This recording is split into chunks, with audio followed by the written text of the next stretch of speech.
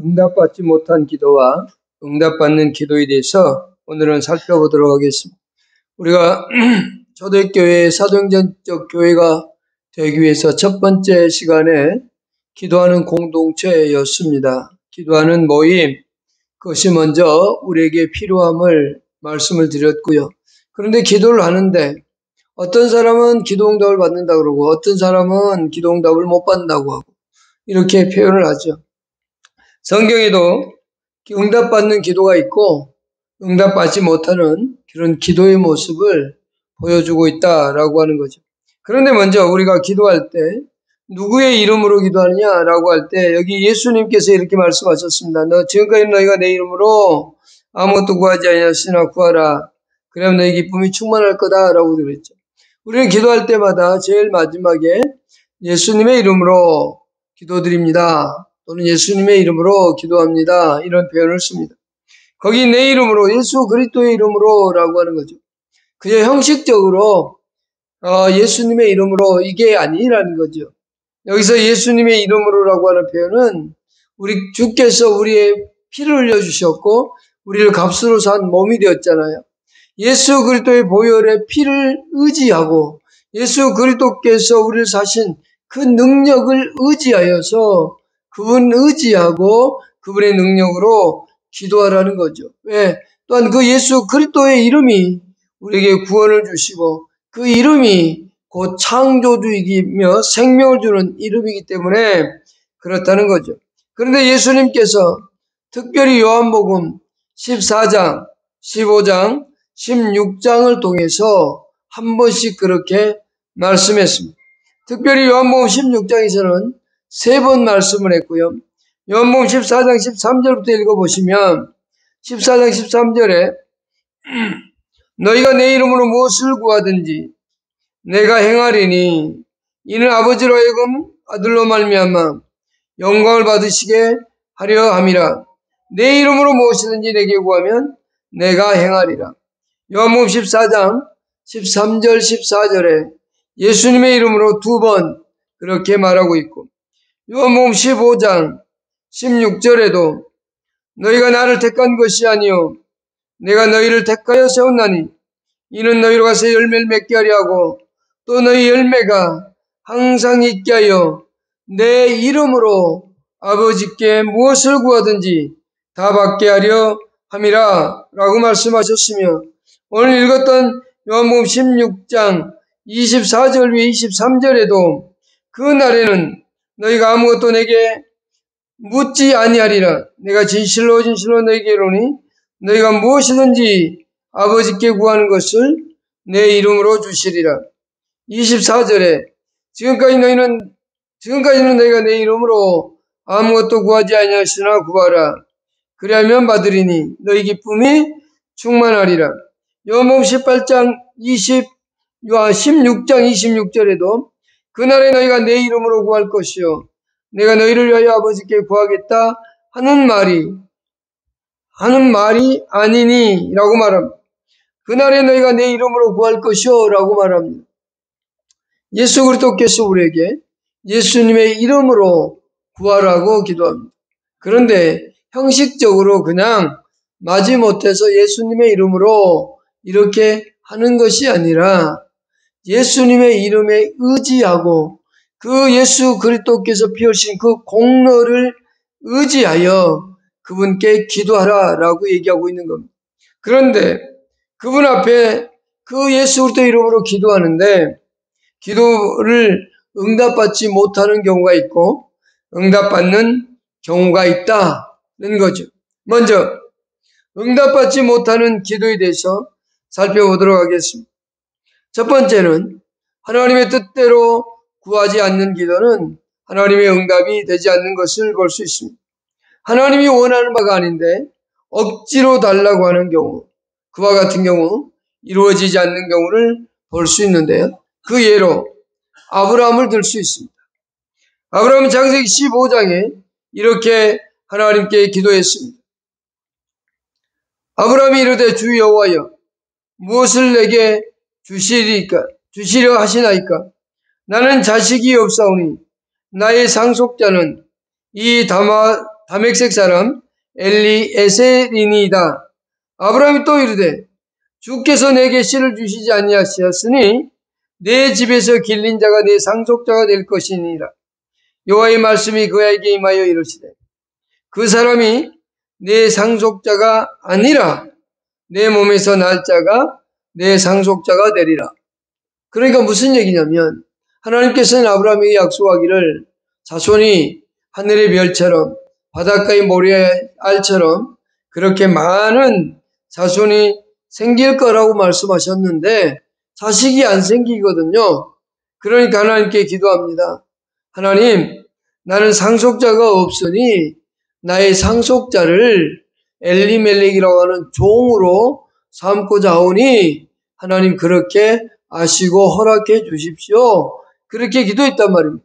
그랬더니 하나님께서 아브라함은 아니다. 그가 내 상속자가 아니라 내 몸에서 날 자다. 정식적인 아브라함과 사라의 몸에서 난 자가 내 상속자가 될 것이다. 그렇게 말씀하고 있는 겁니다. 그래서 그 기도를 들어주지 않았어요. 그리고 좀 더 시간이 지나서 창세기 17장에 보면 이런 기도를 합니다. 아브라함이 엎드려 웃으며 마음속으로 이르되 100세 된 사람이 어찌 자식을 낳을까? 사라는 90세니 어찌 출산하리요? 하고 아브라함이 이에 하나님께 아뢰되 이스마엘이나 하나님 앞에 살기를 원하나이다. 하나님이 이르시되 아니라 내 아내 사라가 내게 아들을 낳으리니 너는 그의 이름을 이삭이라 하라. 내가 그와 내 언약을 세우리니 그의 후손에게 영원한 언약이 되리라. 라고 말씀합니다. 시간이 흘러서 자식이 없으니 하나님, 내 여종 하갈을 통해서 난 자식이 하나 있는데 그 자식이 이스마엘인데 하나님, 그 이스마엘로 내 상속자를 삼고자 합니다. 그러니 하나님 내 기도를 들어주십시오. 그렇게 기도하는 겁니다. 그랬더니 하나님이 아니다. 그것은 내 뜻이 아니다. 나는 내 아내 사라와 너의 몸을 통해서 자식을 낳을 것이다. 그리고 그 자식을 낳게 되거든 이삭이라고 해라. 라고 말씀을 하신 겁니다. 그래서 하나님의 뜻이 아닌 것은 하나님께서 이루어주지 않는다는 겁니다. 두 번째 경우가 있습니다. 모세도 하나님의 뜻에 맞지 않을 때 그 간구를 응답해 주지 않았습니다. 신명기 3장 23절로 26절에 그때 내가 여호와께 간구하기를, 지금 내가라고 하는 것은 모세가 말하는 겁니다. 주 여호와여, 주께서 크심과 주의 권능을 주의 종에게 나타내시기를 시작하셨사오니 천지간에 어떤 신이 능히 주께서 행하신 일, 곧 주의 큰 능력으로 행하신 이 일같이 행할 수 있으리까? 구하옵나니 나를 건너가게 하사 요단 저쪽에 있는 아름다운 땅, 아름다운 산과 내 마늘을 보게 하옵소서 하되, 여호와께서 너희 때문에 내게 진노하사 내 말을 듣지 아니하시고 내게 이르시기를 그만해도 좋거니 이 일로 다시 내게 말하지 말라라고 말하죠. 하나님이 말하는 거예요. 모세가 하나님, 나도 저 약속하신 가나안 땅에 들어갈 수 있게 좀 해주십시오. 그러니까 하나님이 아니다. 이제는 더 이상 그것 갖고 얘기하지 말라. 그것은 내 뜻이 아니다. 그래서 너는 못 들어간다 라고 말씀하고 있는 겁니다. 하나님의 뜻대로 하지 않는 기도는 이루어지지 않습니다.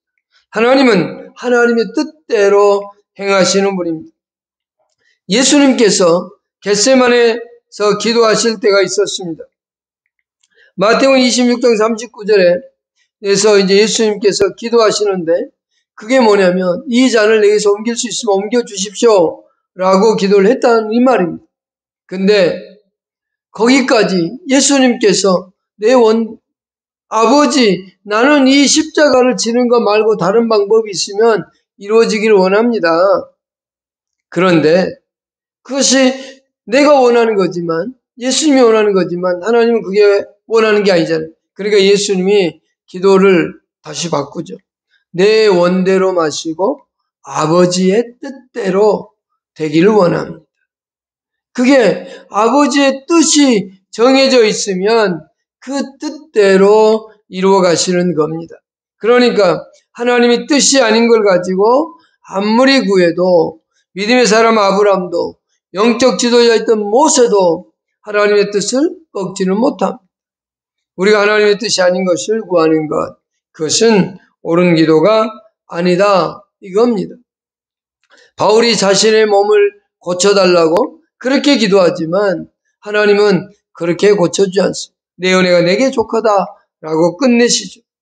두 번째, 하나님의 말씀대로 살지 않으면서 기도하는 사람의 기도 하나님께서 들어주지 않습니다.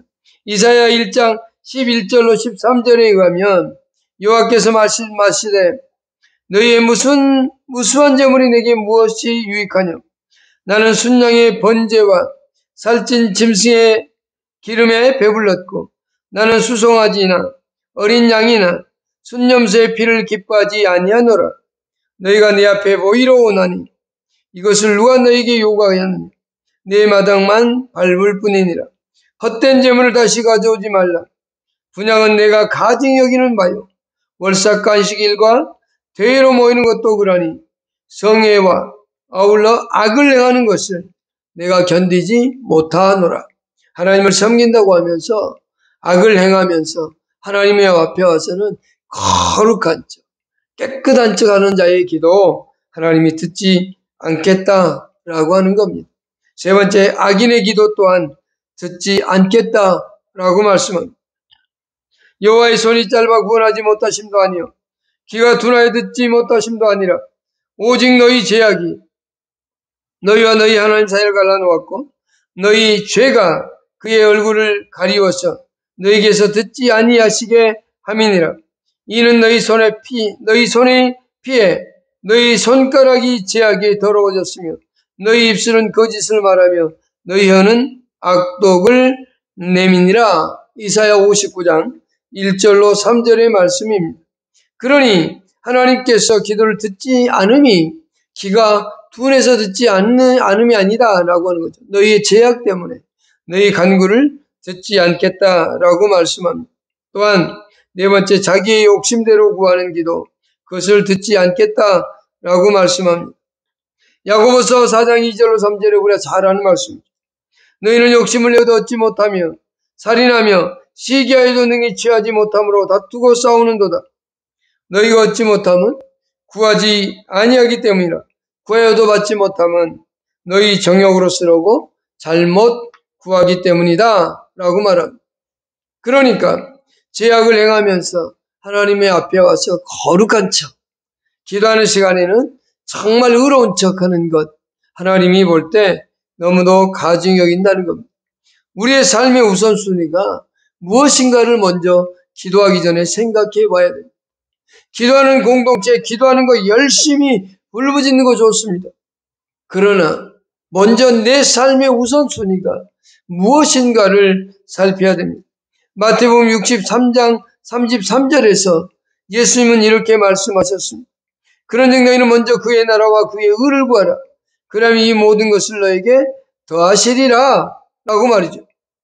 우리가 하나님 앞에 기도하는 것 참 좋은 겁니다. 그러나 하나님의 영광을 구하지 않고 하나님의 나라를 구하지 않고 자기 욕심을 채우기 위해 기도하는 것, 그것은 헛된 것이고 어리석은 것이다 라고 하는 겁니다. 하나님을 경외하는 자는 언제나 부족함이 없다. 언제나 하나님께서는 하나님을 경외하며 섬기는 자에게는 부족함이 없는 삶을 살게 해주시겠다고 시편 34편 7절 이하에서 말씀하고 있습니다. 여호와의 천사가 주를 경외하는 자를 둘러진치고 그를 건지시는도다. 너희는 여호와의 선하심을 맛보아할지어다. 그에게 피하는 자는 복이 있도다. 너희 성도들아 여호와를 경외하라. 그를 경외하는 자에게는 부족함이 없도다.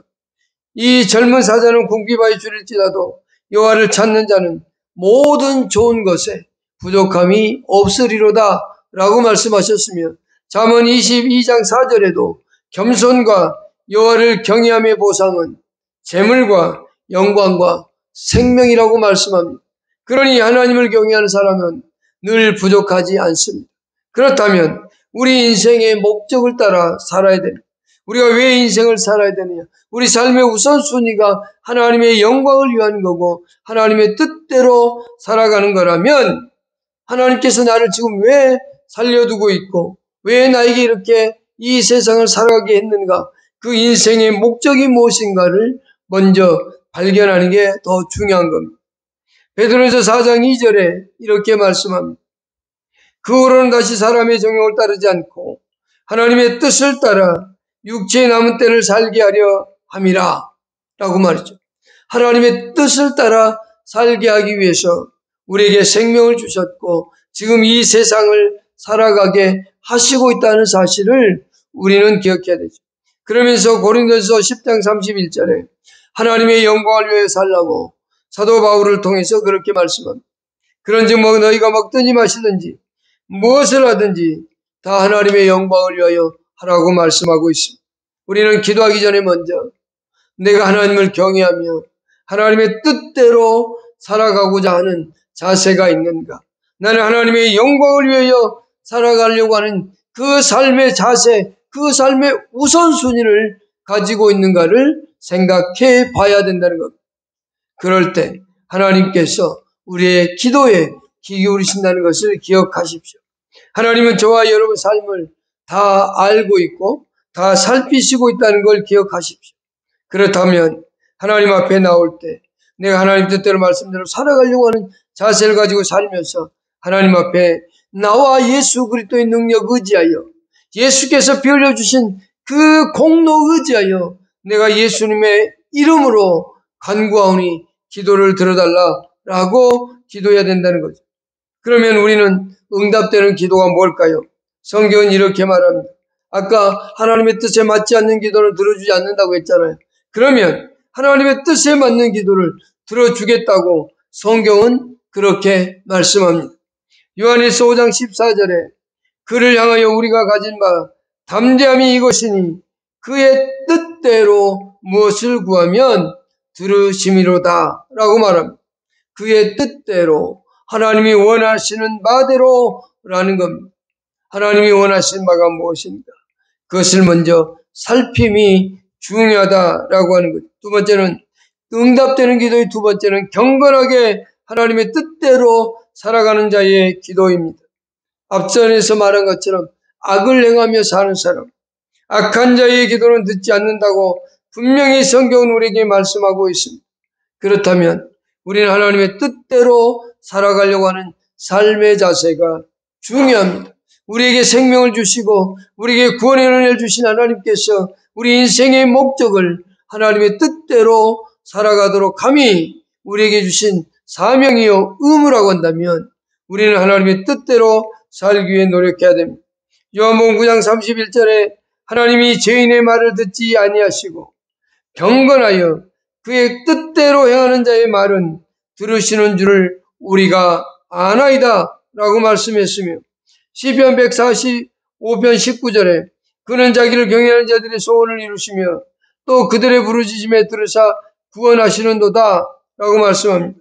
자기를 경외하는 자들의 소원을 들어주시는 하나님이라고 말씀하며 잠언 15장 29절에서도 여호와는 악인을 멀리하시고 의인의 기도를 들으시는도다 라고 말합니다. 그렇다면 우리는 이 땅을 어떻게 살아야 되겠는가가 나오시겠죠. 또한 요한일서 3장 20절로 23절과 요한복음 15장 7절에는 말씀대로 사는 자의 기도를 하나님은 들어주겠다고 말씀합니다. 요한일서 3장 20절에 이렇게 말씀합니다. 이는 우리 마음이 혹 우리를 책망할 일이 있어도 하나님은 우리 마음보다 크시고 모든 것을 아시기 때문이다. 사랑하는 자들아, 만일 우리 마음이 우리를 책망할 것이 없으면 하나님 앞에서 담대함을 얻고 무엇이든지 구하는 바를 그에게서 받나니 이는 우리가 그의 계명을 지키고 그 앞에서 기뻐하시는 것을 행함이라 라고 말합니다. 우리를 책망할 것이 없으면 하나님 앞에 담대함을 얻고 나아가서 그분 앞에 구하는 것들이 응답된다고 말씀해주고 있다라고 하는 거죠. 그의 계명은 이것이니 곧 그의 아들 예수 그리스도 이름을 믿고 그가 우리에게 주신 계명대로 서로 사랑할 것이니라 라고 말이죠. 요한일서 3장 20절로 23절까지였습니다. 요한복음 15장 7절에도 이렇게 말합니다. 너희가 내 안에 거하고 내 말이 너희 안에 거하면 무엇이든지 행하는 대로 원하는 대로 구하라. 그러면 이루시리라. 전제 조건이 있죠. 너희가 내 안에 거하고 내 말이 너희 안에 거하면 무엇이든지 원하는 대로 구하라. 우리는 기도는 내 욕심을 채우기 위한 기도가 아닙니다. 기도는 하나님의 영광을 드러내고 하나님의 뜻을 행함에 의한 기도해야 된다는 거죠. 또한 네 번째, 의인의 간구하심을 들으신다고 말씀합니다. 야고보서 5장 16절, 17절에 엘리야를 예로 들면서 이렇게 말씀합니다. 그러므로 너희 죄를 서로 고백하며 병이 낫기를 위하여 서로 기도하라. 의인의 간구는 역사하는 힘이 큼이라. 엘리야는 우리와 성경이 같은 사람이로되 그가 비가 오지 않기를 간절히 기도한 즉 3년 6개월 동안 땅에 비가 오지 아니하고 의인의 간구에 응답하시는 하나님의 역사에 대하여 엘리야를 예로 들면서 야고보는 그렇게 우리에게 말씀해 주고 있습니다. 또한 성경은 정직한 자의 기도를 들으신다고 말씀합니다. 잠언 15장 8절에 악인의 제사는 여호와께서 미워하셔도 정직한 자의 기도는 그가 기뻐하시느니라 라고 말합니다. 기도의 가장 중요한 요소일 수도 있습니다. 우리는 의롭게 살아가는 것 중요합니다. 깨끗하게 하나님 말씀대로 사는 것 중요합니다. 그리고 하나님 앞에 나와 기도할 때 정직하게 말하는 것 정말 중요합니다. 그저 아무 생각 없이 얘기하는 것이 아니라 하나님 앞에 솔직하게 말하는 겁니다. 하나님, 내가 오늘 이러이러했고 이러했습니다. 내가 오늘 하루 이렇게 살았습니다. 하나님, 내가 이런 이것을 원합니다. 정직하게 기도함이 필요합니다. 저는 잘 화를 내지 않고 상처를 잘 받지 않는 사람입니다. 그것 중에 하나가 이거라고 저는 생각합니다. 남이 오해해서 험담을 해도 저는 화를 안 냅니다. 이렇게 말하죠. 잘못돼서 오해를 해가지고 안 좋은 얘기를 하면 저는 이렇게 말해요. 딱 두 자로 말합니다. 반사. 속으로만 합니다. 내 거 아니니까요. 하나님 돌려주세요. 저 사람이 말하는 거 나 그렇게 안 살았고 나 그렇게 행동하지 않았거든요. 하나님, 그러니 이건 내 것 아니에요. 저 사람 가져가세요. 그리고 교회 와서 하나님께 말해요. 하나님, 아까 보셨지요? 아까 이렇게 하는 거 보셨지? 전 사실대로 하나님께 와서 싹 얘기합니다. 누가 무엇을 기도를 부탁하면 하나님, 아까 누가 이렇게 기도하는 거 부탁하시는 거 들으셨죠? 하나님 응답해 주세요. 저 사람이 잘 돼야 되지 않겠습니까? 사실대로 얘기합니다. 누가 기도 부탁을 하면 하나님, 누가 이렇게 기도 부탁하는 거 하나님 들으셨죠? 그렇게 사실대로 얘기해요. 대표적인 예가 사무엘하 2장에 보면 다윗의 기도가 그렇습니다. 사울 왕이 죽고 난 다음에 다윗이 하나님께 기도합니다. 하나님, 이제 사울 왕이 죽었는데 내가 올라가서 왕이 되어도 좋겠습니까? 물어봐요. 그러니까 하나님이 그래라, 왕이 되라. 그럼 어디로 갈까요? 그랬더니 헤브론으로 가라. 아, 그래요? 그럼 헤브론으로 가겠습니다. 그리고 자식들 데리고 가족 데리고 헤브론으로 올라가자. 하나님 앞에 기도하는 건요, 여기 본문의 말씀처럼 정직한 자의 기도는 그가 기뻐하신다, 들어주신다가 아니라 하나님께서 기뻐한다라고 말씀하시죠. 우리는 솔직하게 의식적으로 형식적으로 만들어서 기도하는 게 아니라 솔직하게 기도하는 게 제일 중요합니다. 서점회를 가면 많은 사람들이 대표 기도문을 사갑니다. 그리고 그 기도문으로 이제 기도를 하려고 해요. 노력을 해요. 자기가 기도를 못하는데 기도를 시키니까 하려고 하겠죠. 좋은 자세일 수 있어요. 그러나 더 좋은 자세는 대표 기도가 되면 하나님, 내가 우리 교회를 위해서 무엇을 기도할까요? 그리고 기도할 내용을 찾는 겁니다. 그리고 사실대로 기도하는 겁니다. 어떤 교회는 님자 하나 썼느냐 안 썼느냐 해가지고 교회에서 목사에게 축복해 주세요, 이 말과 목사님에게 축복해 주세요, 이 님자 하나 뺐다고 해서 서로 논쟁한 적도 있다고 하는데요. 그게 중요한 게 아닙니다. 기도를 들으시는 분이 누구냐입니다. 기도를 듣고 응답해 주시는 분이 누구며 그분이 원하는 게 무엇인가를 아는 게 중요하지 않겠습니까? 하나님께서 정직한 자의 기도를 들어준다고 말하잖아요. 미사오구를 여러 개를 만들어서 아름다운 문구를 만들어 사람들이 듣기 좋은 문구를 만들어서 할 수는 있겠어요. 그러나 중요한 건 정작 하나님이 그것을 듣지 않는다면, 하나님이 그것을 무시한다면 무슨 소용이 있겠습니까? 하나님 앞에 정직하게 기도하는 것, 이게 여기서부터 시작이에요. 하나님, 내가 더 기도를 잘하고 싶어요. 그러면 하나님께 말하는 거예요. 하나님, 나 진짜 기도 잘하고 싶거든요. 남들이 들어도요, 좋은 말 하고 싶어요. 그러니 하나님 내게 기도를 좀 가르쳐 주세요. 그러면 우리 주님이 가르치는 기도 있잖아요. 주기도문이라는 아름다운 기도가 있잖아요. 그걸 외워보는 거예요. 조용히 묵상하면서 외워보고 또 해보는 거예요. 그러면 정말 아름답고 좋은 기도 나올 거예요. 여러분, 중요한 것은 정직한 기도입니다. 우리가 응답받지 못한 기도, 응답되는 기도를 살폈다면 이제 마지막 세 번째는 뭐냐면, 기도에는 반드시 책임과 순종이 따른다는 것을 기억해야만 됩니다. 예수님께서 마태복음 26장 39절에 이렇게 기도했어요. 자, 성경은 이렇게 말합니다. 조금 나아가 얼굴을 땅에 대고 엎드려 기도하여 이르시되, 네 아버지여, 만일 할만하시거든 이 잔을 내게서 지나가게 하옵소서. 그러나 나의 원대로 마시고 아버지의 원대로 하옵소서. 이렇게 말합니다. 아버지의 원대로 하옵소서 하면서 아버지가 원하는 게 뭐예요? 십자가의 죽음이잖아요. 거기에 순종하는 것. 하나님, 나 이렇게 하고 싶어요. 그러면 거기에 따라서 순종하는 겁니다. 여러분, 그게 중요한 겁니다. 내가 기도했으면 그 기도한 대로 행동함이 중요한 것. 하나님, 나 정직한 사람 되기를 원합니다. 그러면 삶 속에서 정직하게 말하려고 하고 정직하게 행동하려고 하는 자세가 필요한 겁니다. 기도에는 반드시 내가 말한 그 말에 대한 책임과 순종이 따라온다는 것을 잊어서는 안 돼요. 그냥 요술방망이처럼 하나님 이렇게 해주세요 그러면 하늘에서 뚝 떨어지는 게 아닙니다. 구하라, 찾으라, 문을 두드리라 그랬어요. 그럼 문을 두드려야 될 거 아닙니까? 찾으라 그랬으면 찾아야 될 거 아닙니까? 구해라 그랬으면 구해야 될 거 아닙니까? 행동이 필요하다는 것을 잊어서는 안 됩니다. 우리 예수 그리스도께서 이 십자가에 지는 것이 고통스러워서 옮길 수 있으면 옮겨달라고 하지만 이것이 하나님의 뜻이 아니고 하나님의 뜻은 십자가를 지는 거니까 그 고통을 감내하며 거기에 대한 책임을 지고 십자가를 지시는 겁니다.